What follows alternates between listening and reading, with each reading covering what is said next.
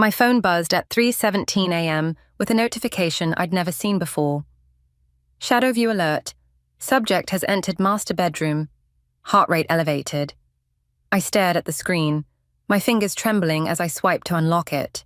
More notifications flooded in, each one more invasive than the last. I'm Gabriella, and until tonight, I thought I knew what fear felt like. The space beside me in bed was empty, sheets cold. Michael's absence felt different this time, heavier somehow. The notification log showed my movements from the entire day. Every classroom I'd taught in, my lunch break in the teacher's lounge, even my stop at the grocery store. Each entry included precise timestamps, location coordinates, and bizarrely detailed physiological data. "What the hell is this?" I whispered, scrolling through hundreds of entries. My heart pounded against my ribs as I noticed Michael's name listed as the primary account holder. Footsteps creaked on the stairs. I quickly locked my phone and slid it under my pillow, forcing my breathing to steady. The bedroom door opened, and Michael's silhouette appeared.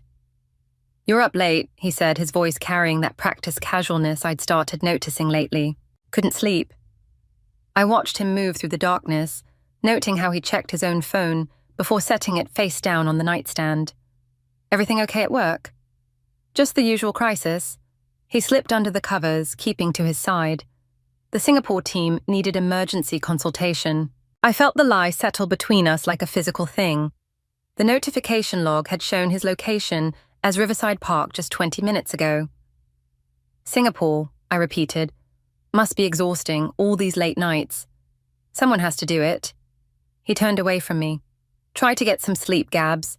You have early classes tomorrow." My phone vibrated again under my pillow. I waited until Michael's breathing deepened before checking it. Shadow view alert. Subject's voice patterns indicate deception during recent conversation. My throat tightened. I opened my laptop as quietly as possible, searching for information about Shadow View. Nothing came up, no company website, no app store listing, no user forums. It was as if the software didn't exist. I texted Megan, my best friend since college and an IT security specialist. "Need your help, emergency, call me before work." The response came immediately. "You're scaring me, G. Give me 5. I slipped out of bed and locked myself in the ensuite bathroom, turning on the shower to mask my voice. When Megan called, I described the notifications, the tracking, Michael's lies. "Jesus Christ," she breathed. "This is serious spyware, Gab. Military-grade stuff. You can't let on that you know about it." "What do I do?" "Don't touch anything yet. I need to see what we're dealing with. Can you meet me at lunch?" "Yeah, The bathroom door handle jiggled. "Gabs?" Michael's voice. "Everything okay?" "Fine," I called back, my voice steadier than I felt. "Just needed a shower. Couldn't sleep." At 3 a.m, I ended the call, flushing the toilet and running the tap. When I opened the door, Michael stood there, backlit by the bedroom lamp. For a moment, I saw something unfamiliar cross his face. Calculation, maybe. Or concern. "You've been acting strange lately," he said softly. I forced a smile. Says the man who's been in Riverside Park instead of on calls with Singapore. His expression didn't change, but his eyes hardened. We stood there, measuring each other in the half-light, 16 years of marriage suddenly feeling like a house of cards. "I think we need to talk," he said finally. My phone buzzed again in my hand. I glanced down before I could stop myself. Shadow view alert. Secondary subject has accessed primary monitoring interface, initiating countermeasures. The screen went black. When I looked up, Michael was watching me with an expression I'd never seen before, and never want to see again. The next morning's breakfast felt like a minefield. Emily sat hunched over her cereal, scrolling through her phone while Michael typed furiously on his laptop. Neither of them noticed how my hands shook as I poured coffee. "Dad, can you sign my permission slip for the coding camp?" Emily's voice carried an edge I'd never heard before. "It's due today." Michael barely glanced up. "Just leave it on my desk. I'll look at it later." "You said that 3 days ago." Emily's fingers tightened around her spoon. "The deadline's today." I said I'll handle it. His tone made both Emily and me flinch. I watched our daughter's face close off, that familiar teenage mask sliding into place. But there was something else there, a flicker of knowledge, maybe fear. She caught me watching and quickly looked away. "I'll sign it," I said, reaching for the paper. Michael's head snapped up. "I've got it, Gabriella." The way he said my name, like a warning, made my skin crawl. I remembered last night's confrontation, how he'd watched me with those cold eyes before retreating to his home office without another word. My phone buzzed. Another shadow view notification. Subject's cortisol levels, indicating heightened stress. Recommend monitoring for unstable behavior. Emily stood abruptly. "I'm going to be late." "I'll drive you," I said, grabbing my keys before Michael could object. In the car, Emily stayed silent until we were 3 blocks away. Then, "Mom, something's wrong with my phone."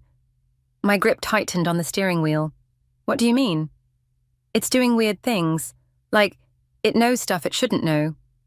She pulled out her device, showing me a screen full of notifications. "See? It's tracking my sleep patterns, my conversations, even my mood based on my typing speed. Dad says it's just a new security feature from his company, but..." I pulled into an empty parking lot, killing the engine. "Emily, when did this start?" "A few weeks ago, after I overheard..." She stopped, chewing her lip. "Overheard what?" "Dad on the phone with someone named Olivia. They were talking about implementation phases and test subjects. Mom, he sounded different, not like himself." The name hit me like a physical blow. Olivia. I'd seen it in Michael's emails before, always dismissed as just another colleague. "There's something else," Emily continued, her voice dropping.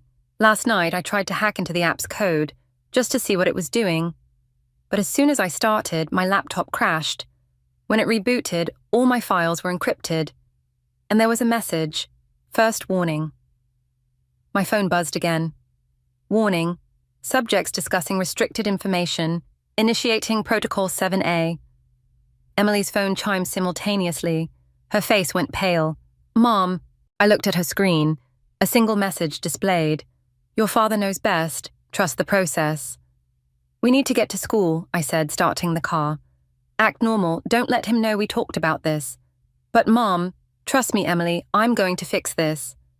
At the school entrance, she hesitated before getting out. "Be careful, Mom. I think he's watching all of us." I waited until she disappeared inside before calling Megan. "Change of plans, meet me now, and leave your phone behind." "Already on my way," she replied. "Gabriella, I did some digging last night. This goes way deeper than spyware. Your husband's company. They're not just tracking people, they're controlling them." "What do you mean?" "The app doesn't just monitor, it manipulates, changes text messages, alters photos, creates false records. It's like a digital puppet master, and Michael's one of the puppeteers." My phone lit up with a new notification. "Warning, unauthorized contact detected, implementing corrective measures." The car's engine suddenly died. The doors locked themselves. And on my screen, a new message appeared. "Time to come home, Gabriella. We need to talk about your behavior." I abandoned my car in the school parking lot and took Megan's advice. Ditched my phone, borrowed cash from the school secretary, and caught a bus downtown. The encrypted audio files I'd discovered on my phone that morning burned in my mind. I'd only managed to decrypt one before everything went dark. Michael's voice, intimate and warm, speaking to someone named Olivia about phase 2 of the implementation. The coffee shop where I met Megan was crowded enough to hide us, but quiet enough to talk. She slid a burner phone across the table. "They can't track this one," she said, then pushed a laptop toward me. "Watch this." Security footage played on screen. Michael entering a high-rise building downtown at midnight, followed by a tall woman in a red dress. The timestamp showed last Thursday when he'd claimed to be in Chicago. "That's Olivia Chen," Megan said, Senior VP of Neural Technologies at Michael's company. They've been working on something called Project Shadow for the past year. Neural Technologies? My coffee went cold in my hands. What exactly does she do? Official answer: brain-computer interfaces for medical applications. Unofficial? Megan lowered her voice. They're developing ways to manipulate digital reality, change what people see, hear, even remember. A waiter approached. We fell silent until he passed. The spyware on your phone, that's just the surface, Megan continued. They're testing something bigger, something that can alter. The cafe's TV suddenly switched from sports to security footage of me and Megan sitting right there. Text scrolled across the bottom. Subject located, intervention team en route. We need to move. Megan grabbed her laptop. Now. We hurried toward the back exit, but a familiar voice stopped me cold. Leaving so soon? Olivia Chen stood blocking our path, elegant in a tailored suit, her smile sharp as broken glass. Michael appeared beside her, his hand resting possessively on her lower back. Gabriella, he said, you're making this much harder than it needs to be. Am I? My voice shook with rage. Like how you made our marriage harder by sleeping with her. This isn't about us. Olivia stepped forward. It's about something much bigger. We're reshaping reality itself, making a better world. By spying on your own daughter, the words tasted like acid. By manipulating people's lives. By controlling the chaos, Michael countered. Think about it, Gabs. No more lies, no more uncertainty. Complete digital oversight of every interaction, every relationship. Pure truth. That's not truth, Megan spat. That's tyranny. Olivia's smile widened. Speaking of truth, Gabriella, did you know your friend here has been feeding information about you to us for months? My head snapped toward Megan. She wouldn't meet my eyes. I had to, she whispered. They have my sister. The betrayal hit like a physical blow. While I reeled, Michael moved closer, his voice softening to that familiar tone that used to mean safety. Come home, he said. Help us perfect this. Think of the good we could do. No more deception, no more betrayal. Everyone connected, everyone accountable. Everyone controlled, I corrected. Like you're controlling Emily? Something flickered in his eyes. Doubt, maybe guilt. Olivia noticed too. Her hand tightened on his arm. Emily's young, she said smoothly. She needs guidance, structure, just like you do. My phone, the one I'd supposedly abandoned, suddenly appeared in her hand, screen glowing. Audio played, my voice, twisted and wrong, confessing to crimes I'd never committed. Digital reality is whatever we say it is, Olivia explained. Remember that when you're deciding whose side you're on. I looked at Michael, searching for any trace of the man I'd married. What happened to you? I evolved, he said. The question is, will you? The cafe's lights flickered. Every screen, phones, laptops, the TV, displayed the same message. Choose now. I thought of Emily, of her encrypted files and frightened eyes, of 16 years of marriage unraveling into something monstrous, of truth warping like a reflection in broken mirror. I made my choice. Go to hell, I said, and threw my scalding coffee in Olivia's face. The chaos that followed gave me just enough time to run, leaving everything behind except one certainty. This wasn't about saving my marriage anymore. It was about saving my daughter from whatever dystopia they were building. One manipulated truth at a time. The motel room smelled like old cigarettes and desperation. I'd been here 3 days, paying cash, using the name Anna Walsh. The burner phone Megan gave me, before her betrayal, sat silent on the nightstand, my only connection to the world I'd left behind. A knock at the door made me freeze. 3 quick taps, pause, 2 more. Our signal. Emily slipped inside, backpack clutched to her chest. Dad's going crazy looking for you. He's got the police saying you're mentally unstable, that you attacked Olivia and kidnapped me last week. But you've been at school, I said, checking the parking lot through a gap in the curtains. Exactly. The security footage showing me there, it's gone. Replaced with video of you dragging me into a car. She pulled out her laptop. Look. The news website showed grainy footage of me forcing a struggling Emily into a sedan. It looked real. It looked damning. They're rewriting history, Emily whispered. And it's not just this. My friends are getting texts from my number saying scary things. Teachers are receiving emails in your name, threatening them. My hands clenched. What about the coding camp files, the ones you encrypted? Gone. But... She hesitated, then pulled something from her backpack, a small silver USB drive. I found this in Dad's office. It's got financial records, emails between him and Olivia, going back 3 years. Mom, they're not just manipulating social media and security cameras. They're changing bank statements, medical records, court documents. A new knock at the door, different pattern. Emily's eyes widened in fear. Gabriella? A man's voice, unfamiliar. I'm Alex. Megan sent me before. Everything. We need to talk. I grabbed Emily's hand, moving toward the bathroom's window, but she pulled back. Wait, she whispered. I vetted him. He's clean, former cop, specializes in tech crimes. And he's not in any of Dad's files. My daughter becoming an investigator while I was hiding in cheap motels. The pride hurt almost as much as the fear. I opened the door. Alex was older than I expected, with tired eyes and a detective's watchful stance. He took in the room, Emily, me, then held up his phone. They're moving faster than we thought, he said.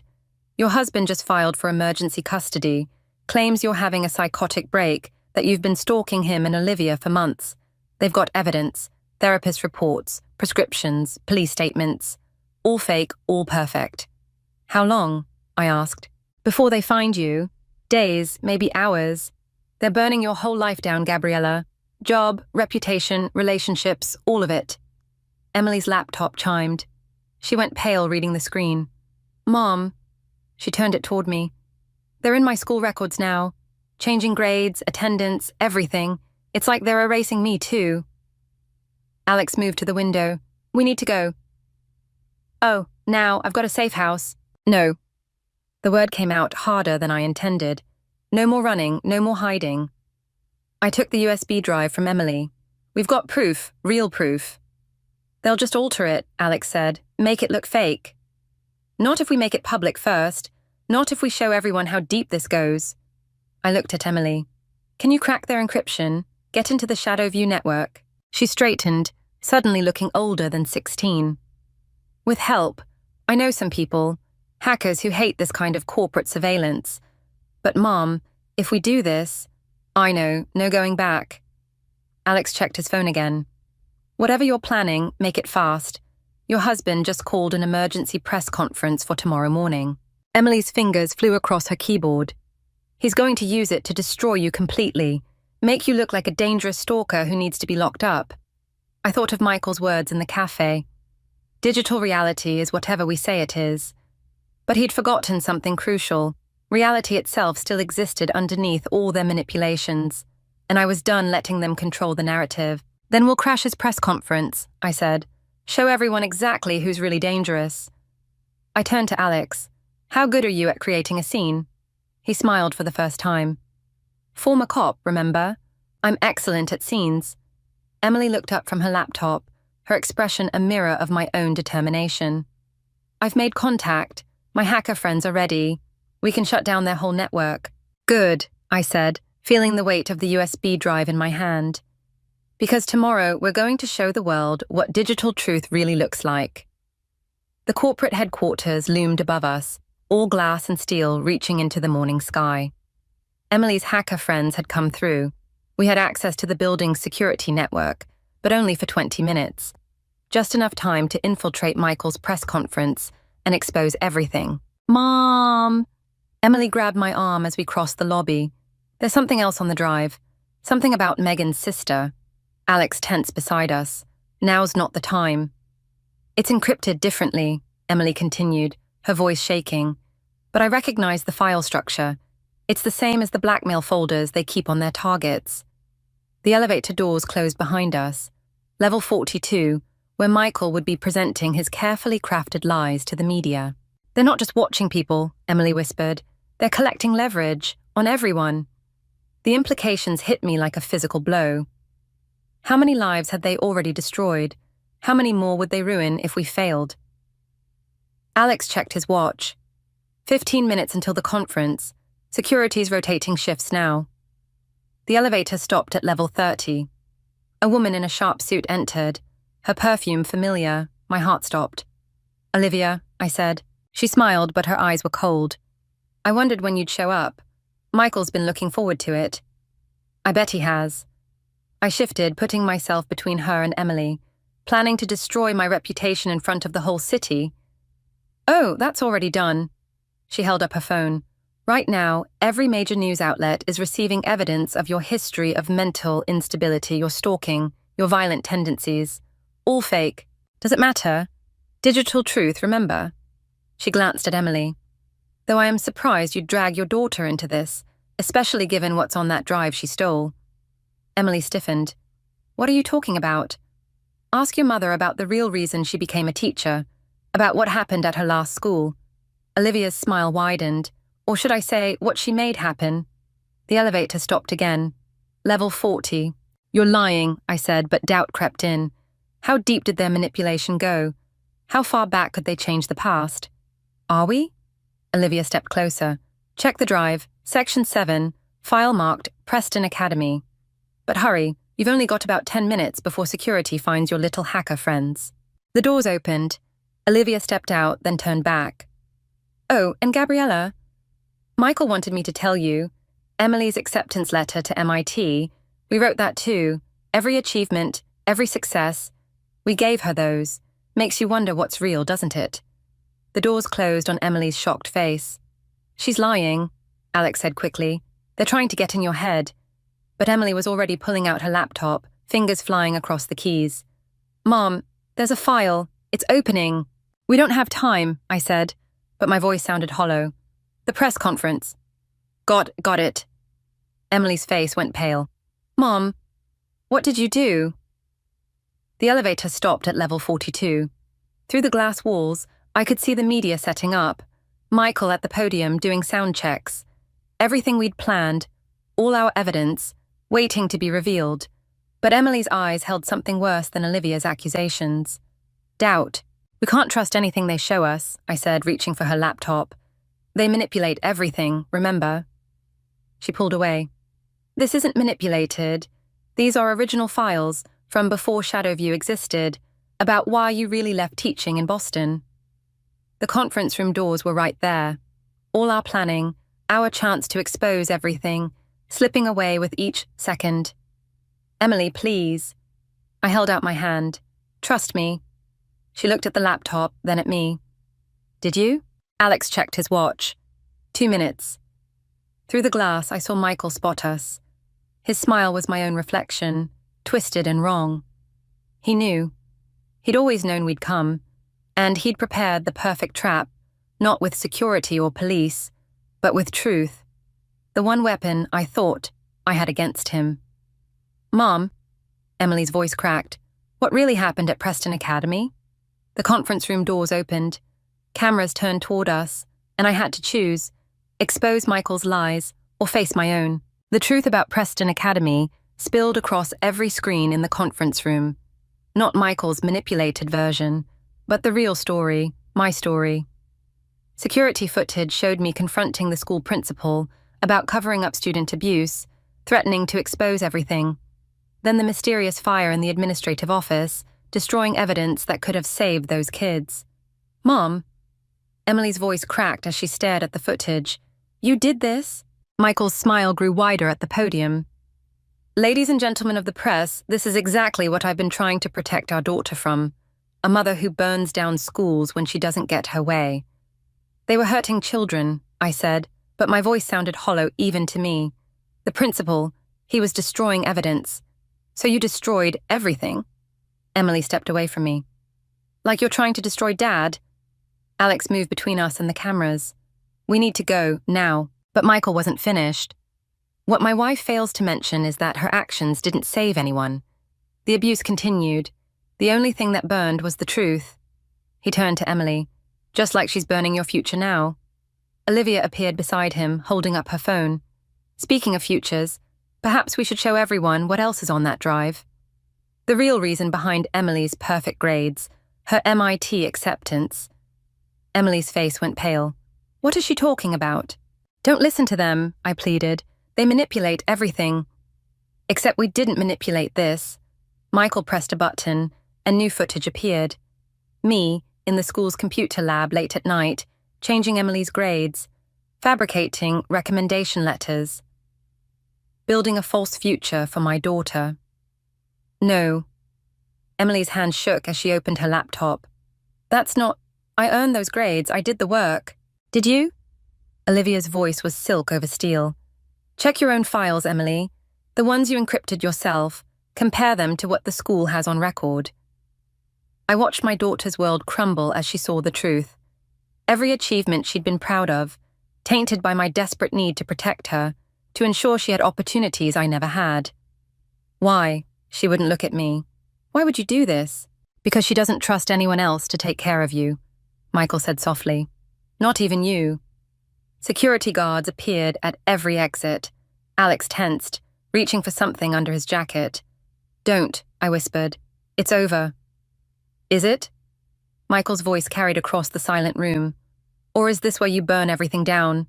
Again, Gabriella. Try to destroy the evidence of what you've done. Cameras flashed. Reporters shouted questions. But all I could see was Emily's face as she backed away from me, toward Michael and Olivia. Emily, please. I took a step forward. Everything I did was to protect me. Her laugh was bitter, familiar.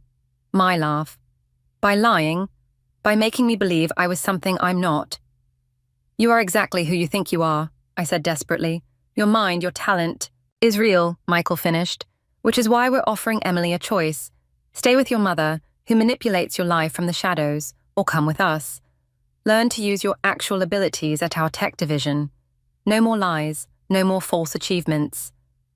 Emily looked at her laptop, then at me. I saw the decision in her eyes before she spoke. I'm sorry, Mom. She closed the laptop, but I need to know what's real. She walked across the room, each step widening the gulf between us. Olivia put an arm around her shoulders, victorious. Take her. Michael nodded to the security guards. My wife needs help, not an audience. As they approached, I realized the truth. I'd come to expose Michael's lies, but my own had destroyed everything. Preston Academy, Emily's future, our family, all burned by my need to control, to protect, to force reality into the shape I thought it should be. Wait, Emily said suddenly, turning back. I want to know one thing. That night, when the school burned, did you really think you were helping? I met her eyes across the room, saw the desperate need to understand, to find something real in all the lies. I thought I could fix everything, I whispered. I'm still trying to fix everything. She nodded once,